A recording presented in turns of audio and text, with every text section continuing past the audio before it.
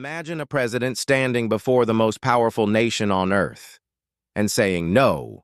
That's exactly what Ibrahim Traoré of Burkina Faso just did, when Donald Trump allegedly issued one of the most aggressive ultimatums in recent African history, demanding 60% of Burkina Faso's oil and gold within just 24 hours. Traoré didn't blink. Instead, he made a move no one expected. He nationalized all natural resources, expelled foreign corporations, and delivered a thunderous message to the world. Burkina Faso is not for sale. This moment is shaking Africa, rattling Washington, and rewriting the rules of global power. But what really happened? And why is the world suddenly paying attention? Let's dive in. Burkina Faso, a small landlocked nation in West Africa, isn't usually at the center of global headlines. For decades, it's been overshadowed by larger players like Nigeria, South Africa, and Egypt. Yet beneath its soil lies a treasure that the world's superpowers desperately crave: gold, uranium, and untapped oil reserves. For years, foreign corporations quietly extracted wealth from the region, while the Burkinabe people remained among the poorest in the world. Corruption, military coups, and foreign interference kept the country unstable. But then came Ibrahim Traoré, the young soldier who seized power in 2022. At just 34 years old, he became the world's youngest leader. And unlike his predecessors, Traoré had one mission: to end Burkina Faso's dependence on foreign powers and reclaim its sovereignty. So when a supposed ultimatum arrived from Washington, demanding control over 60% of Burkina Faso's oil and gold, many expected Traoré to compromise. After all, the U.S. has long wielded influence across Africa through aid packages, military partnerships, and diplomatic pressure. Refusing such a demand could mean economic sanctions, international isolation, or even covert destabilization. But Traoré's response was anything but submissive. He declared, "Burkina Faso belongs to its people. Our land, our resources, our future. They are not for sale." This wasn't just about minerals. It was about dignity. It was about sovereignty. And it marked the beginning of a confrontation that could reshape Africa's future. The bold rejection sent shockwaves through diplomatic circles. Within hours, whispers spread across Western media outlets about strained relations between Burkina Faso and the United States. But the real drama unfolded behind closed doors. According to leaked reports, Washington had not only demanded control over resources, but also threatened to cut off aid and military cooperation if Burkina Faso refused. For years, U.S. military presence in the Sahel region had been framed as a counter-terrorism effort against extremist groups. But Traoré and many others began to see it differently, as a tool of influence, ensuring that foreign powers maintained access to Africa's resources. By nationalizing all natural resources, Traoré effectively shut the door on decades of Western exploitation.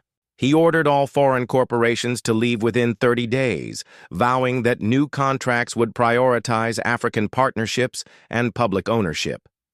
It was a radical move, one that risked crippling the fragile economy.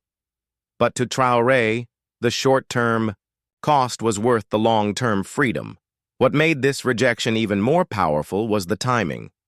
Traoré wasn't alone. Alongside Mali and Niger, Burkina Faso had recently joined the Alliance of Sahel States, AES, a new bloc aimed at mutual defense and economic cooperation. This alliance signaled the birth of a regional power structure determined to break free from decades of foreign domination.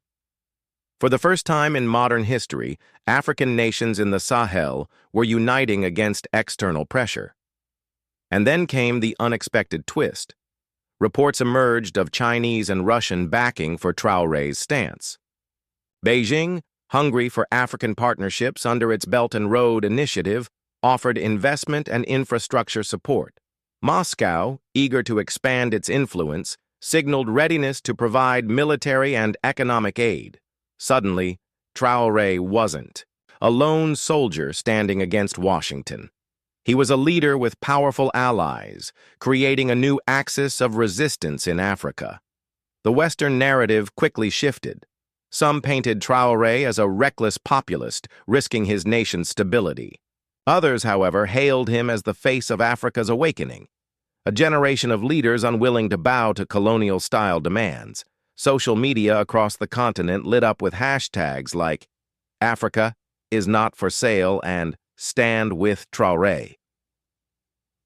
What was once a local power struggle was now a global showdown, one that raised a burning question.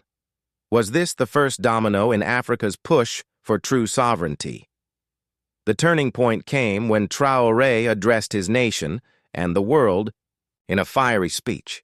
Standing before thousands in Ouagadougou, he declared, "Our ancestors fought for our freedom against colonizers. Today, we fight for our economic liberation. No empire, no superpower, no foreign corporation will decide the destiny of Burkina Faso. From this day forward, our gold, our oil, and our land belong to the people." The crowd erupted. Across Africa, millions watched live, many seeing for the first time a leader who dared to defy not only foreign powers, but also the global order itself. Washington, meanwhile, scrambled to respond. Sanctions were quietly considered. Diplomatic.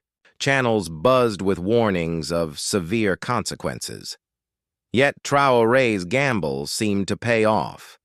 Within days, both China and Russia announced new partnership agreements offering Burkina Faso billions in investment and security guarantees.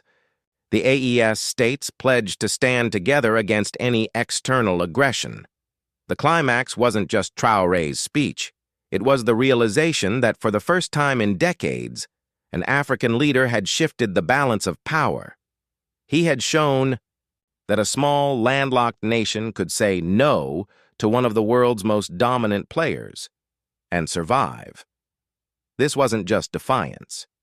It was the spark of a new movement, a call for Africans everywhere to reclaim their resources, rewrite their contracts, and rise against the legacy of exploitation. The story of Traoré's rejection isn't just about Burkina Faso.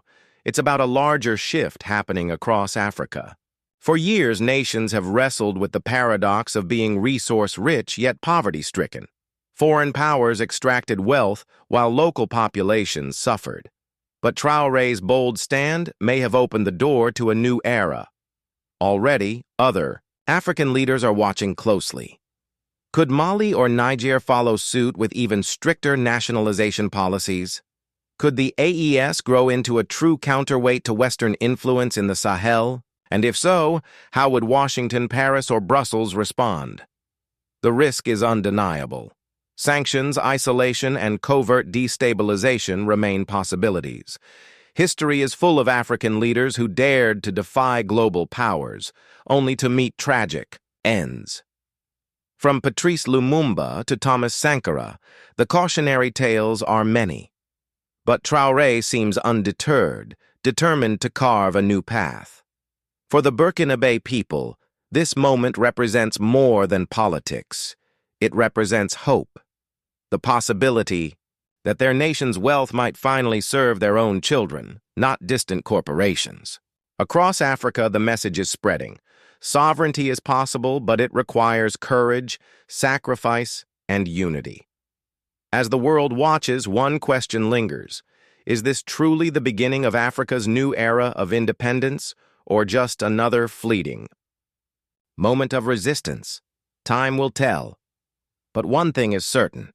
The echo of Traoré's words will not fade easily.